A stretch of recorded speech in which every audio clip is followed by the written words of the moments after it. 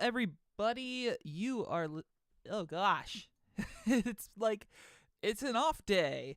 Hello everybody, my name is Alex Rusher, and you are listening to the Weebs and Memes Podcast. So normally, we try to do these on Friday, but I was out of town. Nellie-san was out of town. Nellie-san hasn't watched all the shows, so I had to watch all the shows yesterday and today. So here we are. So at the time this is going on, Island and Hanebado, and I want to say something else, probably, maybe not Isekai Mao to Shokan Shoujo no Dare Majutsu. So probably just Island and Hanebado. Oh, and Yuragiso no Yunasan have had their 10th episode be released. I haven't had the chance to get to them, so I'm going to save those for this Friday, where I'm going to talk about those ones in particular. But we can get right on to essentially last week's big shows. So let's get right into it. We're going to start off with Island, episode number 9. So, what happened? This is weird. So, in the latest episode of Island, in episode number 8, because let's do this actually in order, because, hey, these characters look the same but different. What's going on here? Setsuna, geez, these translations are just atrocious. I'm going to show the original. Setsuna, was with Rine on an island, and when they were on the way back, Rine died. Setsuna, stricken with guilt, lived secluded for a little bit, and then all of a sudden, he's approached by Rine's mother, who asks him to participate in not an experiment, but to finish off the ritual, or the legacy of Setsuna and Rine. So what does that entail? Well, he needs to be frozen in time for an extended period of time. When they found Rine, she was trapped in this time capsule. So they put Setsuna into said time capsule, and he is locked away. Come this episode, we're not in the same time anymore.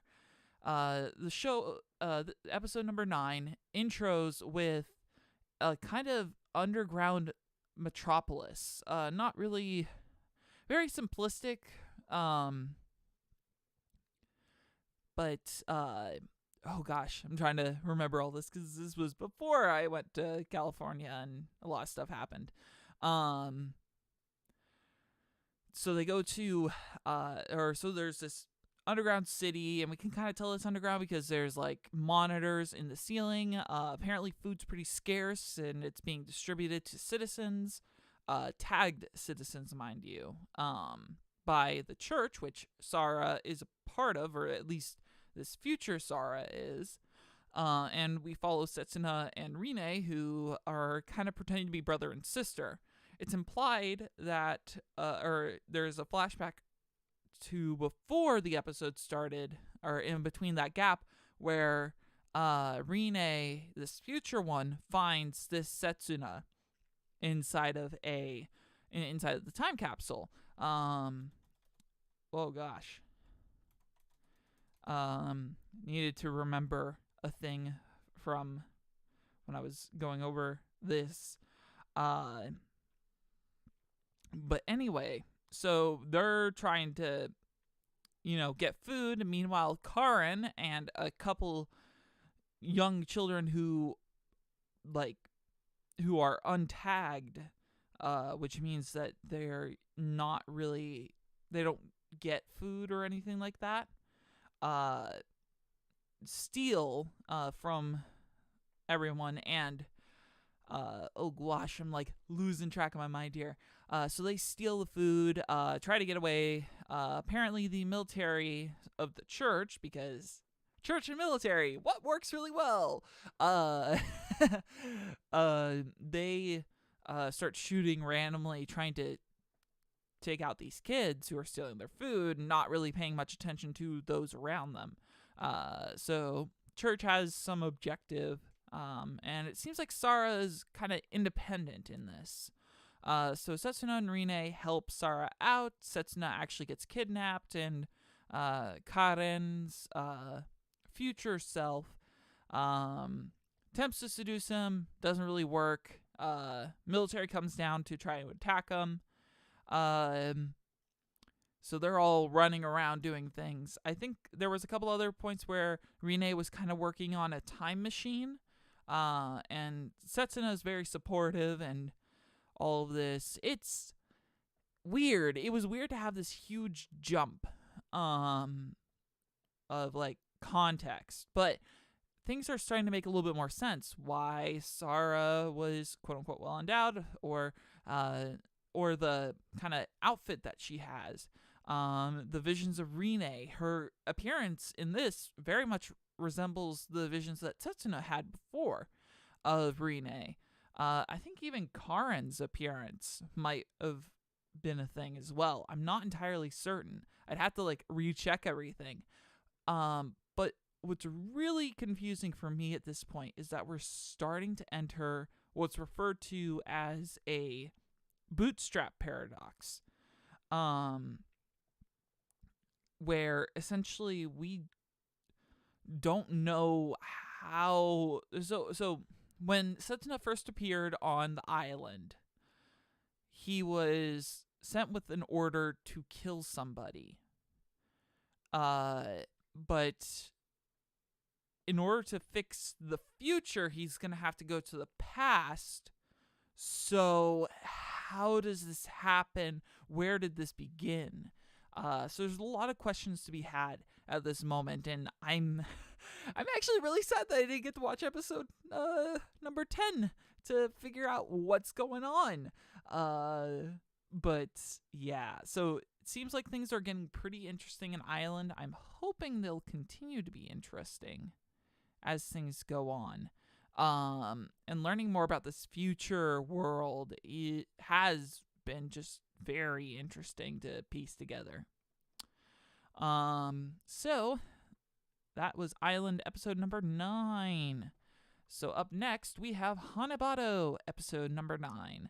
So this was actually very much a slice of life episode that had a big twist towards the like midway to end. So in preparation for kind of the final match between Ayano and Nagisa, both parties trained the way that they thought would be best. So Nagisa Nagisa spent the entire episode training with Izumi, and apparently Nagisa's struggling with some leg issues, so she's trying not to overexert herself, and Izumi's like really trying to like dissuade her from overexerting, but you never know what happens. Meanwhile, Ayano is confronted with Connie, who's essentially the like kind of like sister, or like a trying to fit into this family by Uchiko. Uchiko says that she's going to be coming to Japan to watch Ayano play, and so Connie, trying to extend a hand in friendship, tries to be more like family with Ayano, and it works pretty good. Hello, Alakazeko. But what happens is Connie and Ayano decide to play a game of badminton in order to communicate, and Ayano destroys Connie in that match and says that they can never be a family. And it was like, once again, like, what is with this main character? Are we supposed to like Ayano? Or are we supposed to really like Connie now? Because like through this episode we got a lot of backstory on Connie, how she met Ayano's mother and all this stuff, but it's just you have this main character who's just evil, and I don't know how to react to this. And it's I really hope there's more answers in episode 10, but I don't know. I really don't know. But that is gonna be Hanabado episode number 9, and I know episode 10's out. I just haven't gotten to it, and I want to save that for this Friday. The late Weebs and Memes show. Up next, we have How Not to Summon a Demon Lord. Episode number whatever.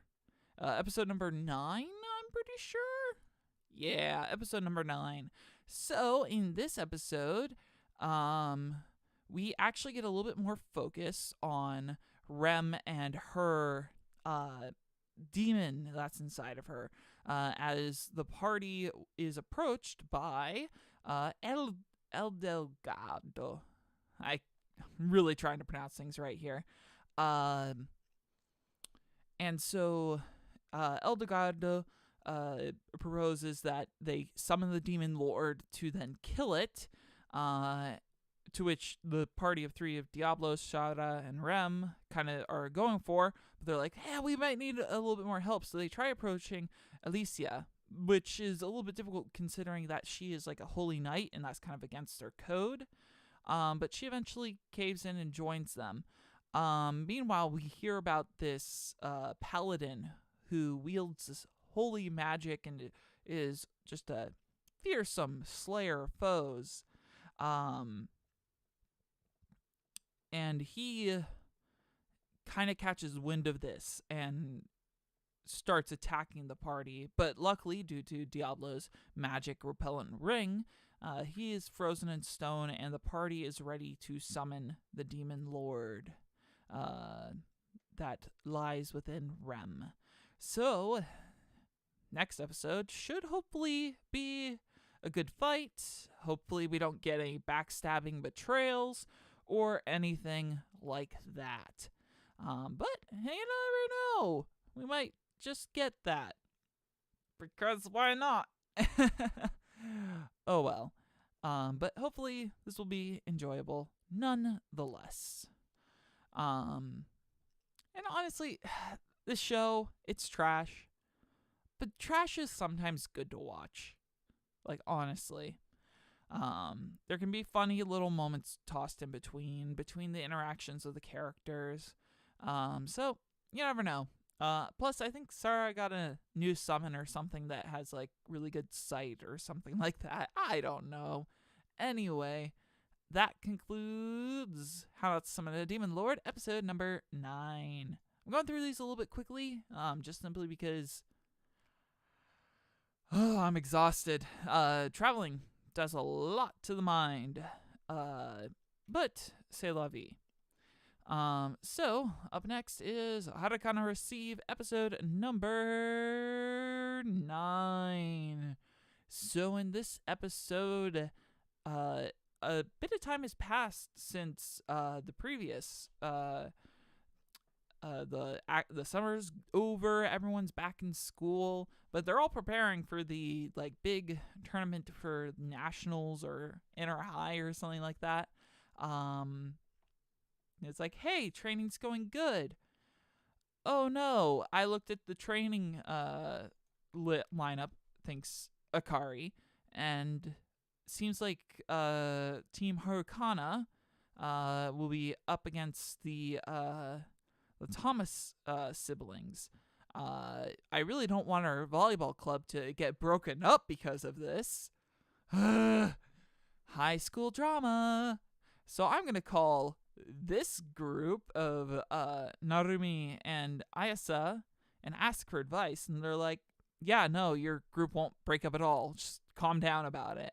So she makes some nice little like kind of hair scrunchy holding things. I'm not a fashion person / like wrist things, and it's like, yeah, we're all a team. And the tournament begins, and the first round is just, yeah, we'll just skip over it. Oh well. But the second round, we actually do get to watch Team Harukana play off against another team, which apparently had a previous bout with the Thomas siblings. And basically, Team Harukana just rocked them. Thank you for the host, Alex Rusher. Hopefully I am reading that right. What am I trying to say? Oh God, I lost my train of thought. It was a hard-fought match if you were fighting up a big hill. So, yeah. Basically, they kept hitting the ball, and Haruka is just like, yeah, I'm very tall. And then the one time they got it through, Kanata saved it, and they won. And that was the bout. And next episode is going to be Team Harukana versus the Thomas siblings. And hopefully, that will actually, be a good fight. Oh, yeah, and then add on top of it, apparently I and Mai are there as well. Because why not? Oh, gosh. As most of you are aware, during the live episode when Nellie-san and I were both here, I have opinions about this show. We're still gonna watch it to the end, but the show, it hurts to watch. It really does. It's not good. It just really ain't. But whatever. C'est la vie. But that is how to kind of receive episode number 9. So, up next is Angels of Death. So, remember how Dr. Danny was, not there where he was supposed to be? Well, it turns out, he's still alive. He was wearing a bulletproof vest. Let me get the story right. In the last episode, when they went down to Dr. Danny's floor, his body was gone. That was because he's still alive. And, yeah. So, Dr. Danny confronted Zach about, and tried to strike a deal because he really wants Rachel's eyes, and Zach just doesn't really care. So they're at a disagreement. He was able to live because he had a bulletproof vest on, because bulletproof vests obviously protect you from scythe wounds, and he has the medicine. So Zach is kind of screwed. Rachel goes all the way down to Zach's floor, finds some more stuff from his past, and manages to get back up to the whatever floor it is. Gets back up to floor B2 with Gray, where Gray kind of passes his judgment on Rachel, saying that she's narcissistic. She's not doing this for Zach, she's doing it for herself. And she doesn't really care for anything else but herself. And then decides to puff out a thing of smoke that makes Rachel hallucinate of a giant white snake. She manages to run and catch up to Zach, who is like, "Are you high or something?" Are you high or something? Hopefully that's good voice acting. It probably isn't. And so they're back to adventuring a little bit. He doesn't want her to heal or bandage him up or anything like that. Oh no. So it isn't long until they encounter something that would be a little bit difficult, i.e. an actual giant white snake that tries to kill the both of them. And Zach kills it. Oh gosh. Yawns. And eventually,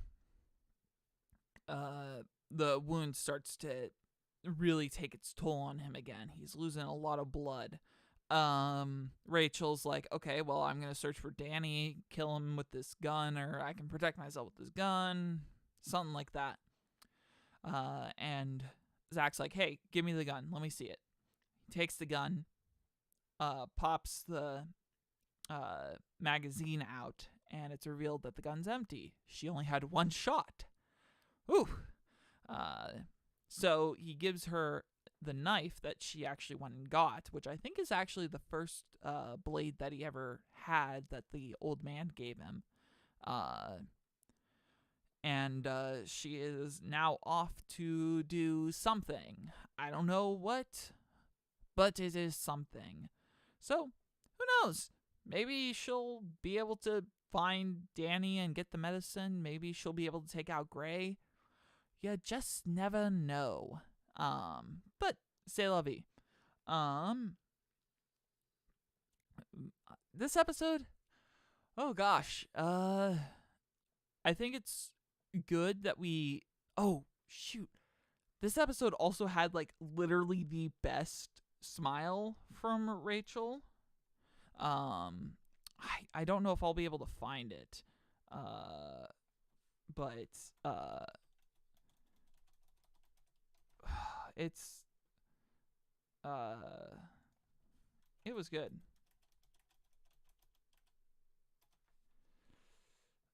Let's see if we can find it. Oh gosh, darn fanfiction artists can't find anything good. Oh well, c'est la vie. But no, I don't know. This episode was okay. Though overall the show isn't great, it's tolerable. Honestly, like, the decision between going with manga, going with the game, I think the game is more interesting now just simply because you're actually, like, doing something compared to watching the anime where you're watching this person run around, or reading the manga where you're reading somebody going around to different places.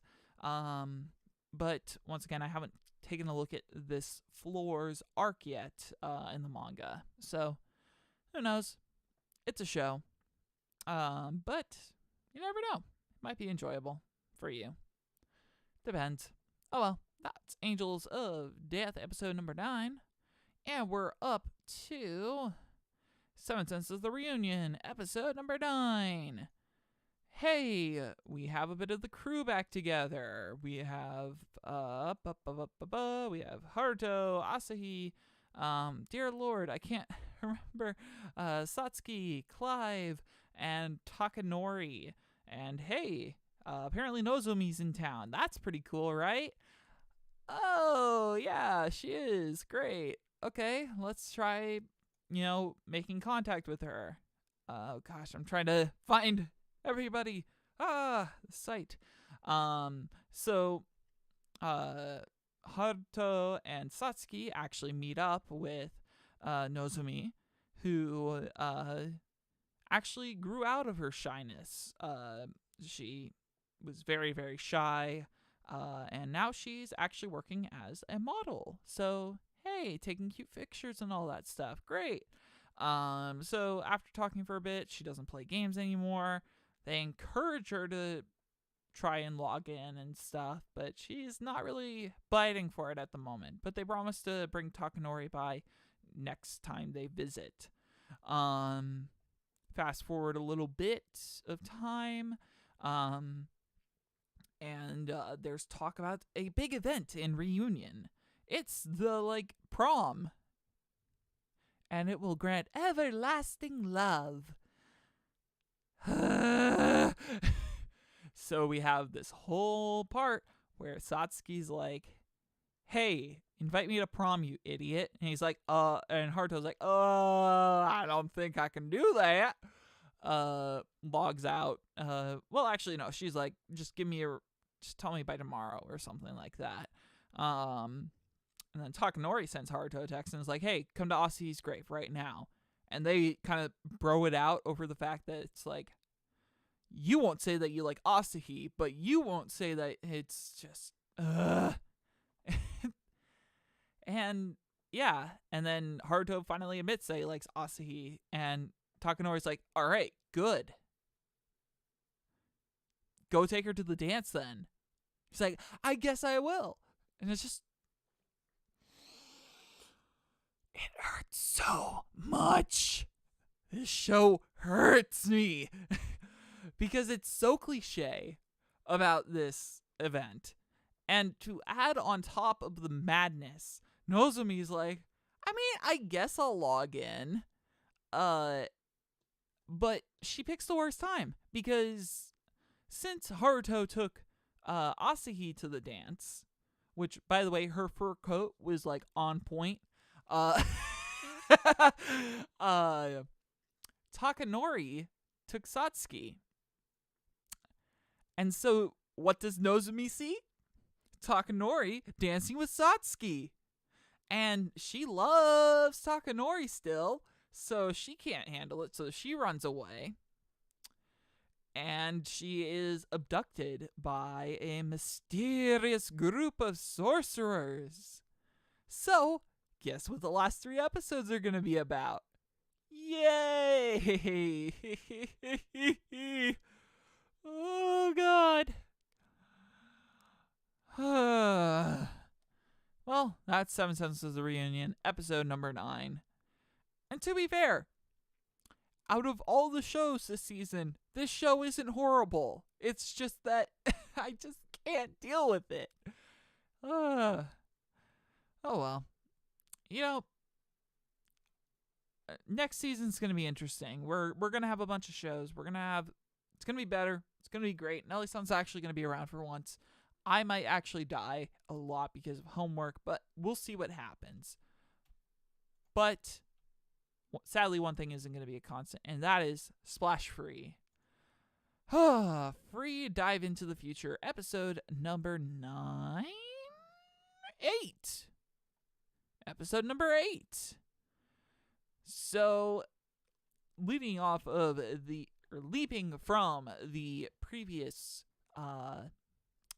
what should I call it? What should I refer to it as? Cliffhanger. Haruka and Ikuya compete in the individual medley. And Haru's apparently really good at swimming. Who would have thunk? So he and Ikuya race, and Ikuya gets first, Haruka gets second. After swimming, Ikuya actually manages to get over his fear because he gets to swim with Haru again. It's just, doesn't quite make sense. But, bromance is strong. It solves all problems. And, yeah. So, Ikuya, kind of gets over everything. And, Haru, Makoto, Asahi, and Ikuya kind of make up a little bit. Ikuya meets up with Hiyori, and is like, hey, bro, I'm sorry. Or Hiyori's like, I don't know if I can forgive you yet. And then Ikuya's, their team's captain shows up and it's like, hey, Ikuya, you did pretty good. Why don't you swim in the freestyle medley? And he's like, I'll only do it if Hiyori does it. And so they do that, and Haru's in that race, and so is Asahi. Yeah. Names, people. When you have such a such a large cast like this, it's kind of difficult to remember, because remember, we're working with 2-3 teams here of people. So it's Haru, Asahi, and some of the upperclassmen from Haru's school. And so they have the freestyle medley, and I think Haru's team ends up winning that. But, Ikuya and Hiyori are pretty happy about it. Doesn't matter. So, oh gosh, I can't remember. To kind of end the episode off, Haru and Ikuya and Makoto and Asahi have a better chat together, and forgiveness is had, and everything's great. And coming up soon, we're going to have kind of the bigger tournament. So this was the prelims. So we're going to get into the big tournament. And apparently Reen's going to be there or something along those lines. We'll see. But hey, it's fun. Also, Yukiya, Hiyori, and Natsuya all kind of make up. And things are good. Things are better and free at the moment. Oh god, there's 4 more episodes. This product just won't die. It's just great. Okay. But yeah. Anyway, so that's free. Up next, we have Iragiso no Yunasan. And this is great. In this episode, we actually don't have the half episode format. We actually have kind of a full episode format. And I'm actually going to pull up the wiki for this. Just simply because I need to know names. Okie dokes. Let's see if this will give me what I need. I think it should. So for this week's episode, we have, oh god, give me a better wiki. Oh gosh. Let's see what this can do for me. Oh god, that's not working for me. Sorry. I'm really trying to just get the information that we need for this. Here we go. There's the American one. English one. Great. Well, okay. Focusing up. Sorry. I just needed to pull up information for this. So, Kokorashi, that's his name, yes, okay.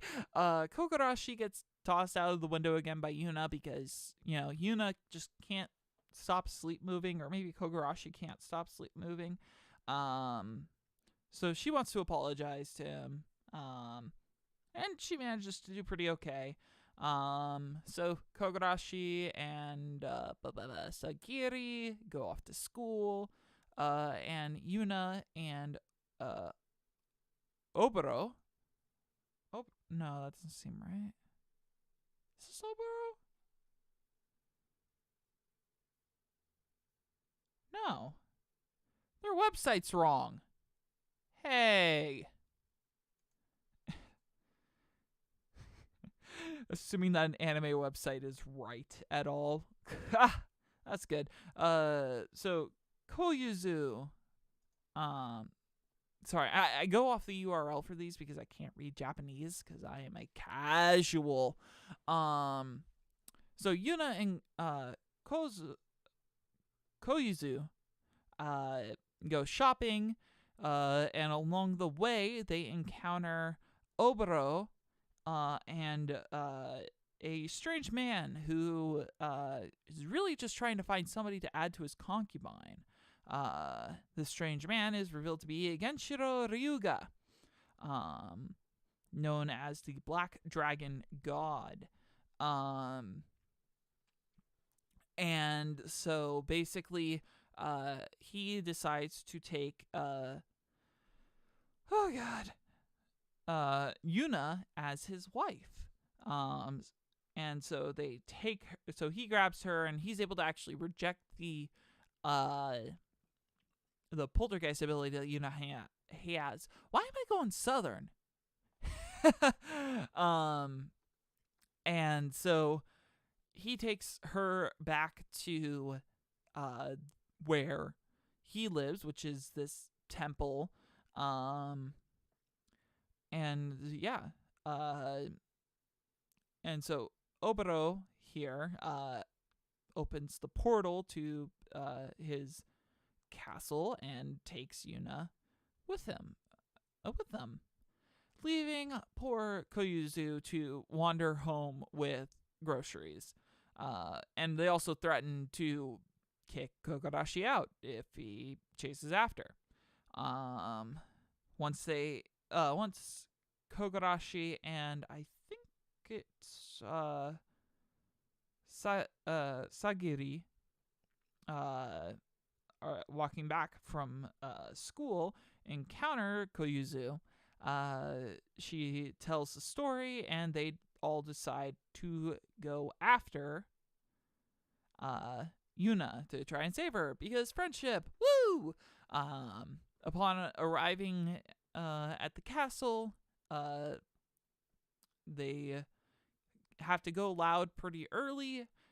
So Sagiri and Koyuzu go directly towards Yuna, and Kogarashi, in an attempt to lure out the black dragon god that is Ryuga, gets caught, and we're probably gonna have a good confrontation next time.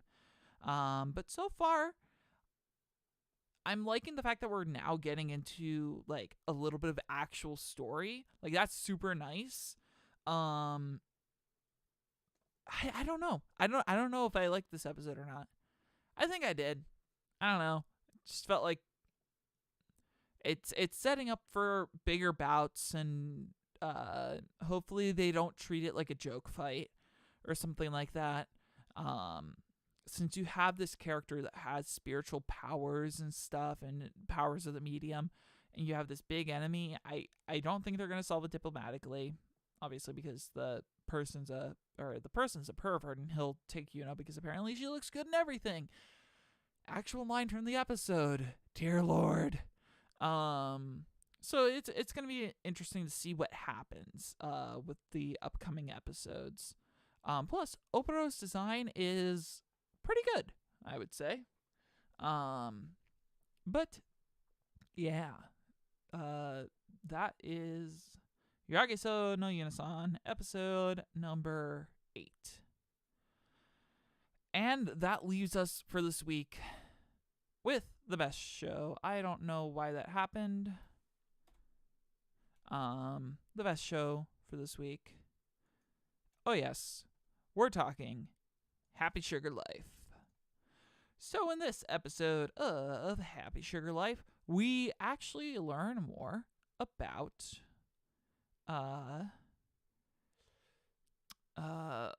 Sato. How she came to acquire the apartment. So once upon a time, Sato, let's just get rid of that. I actually like the kanji better. Once upon a time, Sato was, going around sleeping with guys and all that. And one night, she got home in the rain and went into one of the people's apartments. Took a bath, all that, and put on a dress shirt. And the guy said, "Hey, can I paint you? Or draw you?" She agrees to it, and she gets drawn by him, and she asks several questions. We get kind of like a distorted static voice kind of answering. And this goes on for roughly a quarter to a half of the episode. And so they talk, and he realizes that he loves the imperfections about her, and she's still searching for love. Then, partway through the episode, or partway through this, kind of like towards the tail end,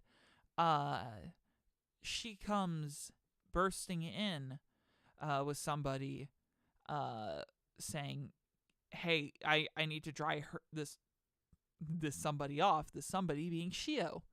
I need to dry this person off, I need to get a bath going. And this mysterious figure doesn't like it, because now Sato is complete. So, the rational reasoning is, let's just kill the small girl. And how does Sato react when she sees this? Well, easel to the back of the head and then cutting up the bodies to give to her teacher to then burn. Yeah. So, the previous owner of apartment, I think it's 10:28. Not entirely certain. Well, anyway, so they're dead. Very dead. Very, very dead. Apartment number 1208. And why they live there. Then, after that, we get a little bit of screen time of our good old between our good little couple of Ase and Shoko talking, because we swear to God they're not a couple, but they definitely are. They're definitely what the people are shipping together. Add the fact that they add in kind of like the shoujo color scheme when they're talking sometimes. Yeah, basically encouraging each other, especially after Shoko kind of failed to prove that she was friends with Sato. And they continue going around looking for or like putting up posters and talking and stuff. We then cut over to the life of Taiyo Mitsubashi, who's like, oh God, I don't know if Shoko's going to be good. I don't want her to get killed by Sato. And he's kind of trying to get over this conflict about Shio. Eventually, he tries to muster the courage to become independent from Shio, and as a lady who, and he's like collapsed or standing still or something, somebody puts a hand on his shoulder, and it's this lady who's like, hey, are you okay? Is everything okay? Do you need any help? Causes him to have flashbacks to the store manager who did things. So he runs off and finds salvation yet again in Shio. In another Shio poster. And then Sato appears. Oh, okay. Here's the scary part. Sato tries bargaining and mind control, and it doesn't really work initially. And then she throws a sock in his face. Whose sock, you might ask? Why, it's Shio's sock. And and Taiyo is back on the Shio drug. Like, it's insane. This show is insane. But now Mitsubashi is working for Sato under the pretense that he will be able to meet Shio if he does what Sato wants. And Sato's like, well, yeah, no, Shio is happy, which is true. But Asahi isn't happy about this. It's so weird. It's really weird. Like, this whole dynamic. And, like, you try thinking about, could this be solved diplomatically? Could, could Sato have Shio, like, Monday, Wednesday, Friday, and Asi have her Tuesday, Thursday? It's hard to piece together. What we do know is that Mitsubashi is now contracted by Sato to get Asahi over to the next prefecture at least. And the episode ends with Asahi and Shoko putting up posters and receiving a phone call about a clue about finding Shio. And, oh my gosh. Yeah, no, like, this show, oh man, I really don't know. I really like a lot of it. Don't get me wrong. There's a lot to like about this show. But at the same time, it can be so insane and like, oh, they did this, they did that. What's going to happen next? That I just don't know. I really don't know. what's going to happen. But, you know, there's always next episode, and honest to God, this is the show of the season. There's no denying that. Anyway, that concludes Happy Sugar Life, episode number 8. And sadly, I didn't have enough time to kind of sit down and curate a memes list or anything like that. So sadly, we are going to have to cut this episode closed a little bit early. But remember that next stream will be a lot more detailed filled, and hopefully we'll get Nellie-san in on it. I'm not entirely certain. He has a lot of catching up to do. But hopefully he'll be able to stop by. And I want to thank everyone who stopped by tonight. And make sure to tune in to all my live streams. I always tweet them out.